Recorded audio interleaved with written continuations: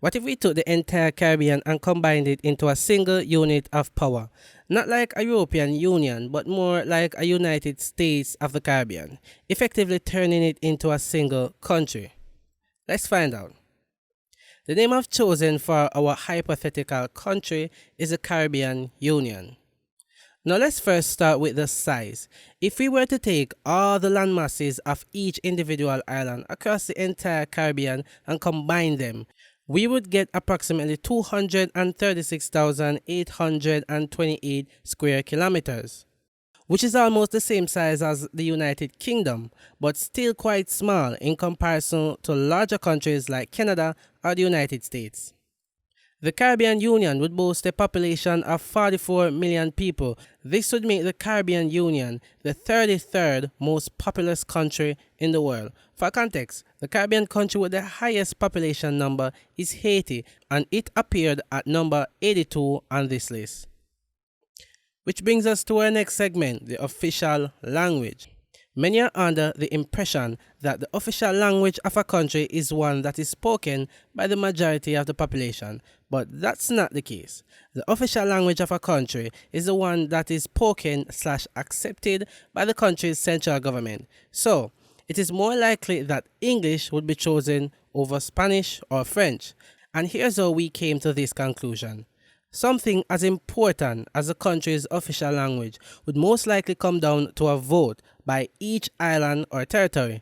And when we look at it from this perspective, we see that English is the language that would come out on top, followed by French and then Spanish. So yeah, despite 3/4 of the country not speaking English, it would still likely become the official language set by the central government. Which takes us to the next topic, the government structure. The Caribbean Union would likely be under a similar structure as the United States of America, where each territory would be similar to a state, and thus would be able to pass and create their own laws that only affects their territory. Then you'll have federal laws passed by the government which would be applied to the entire region.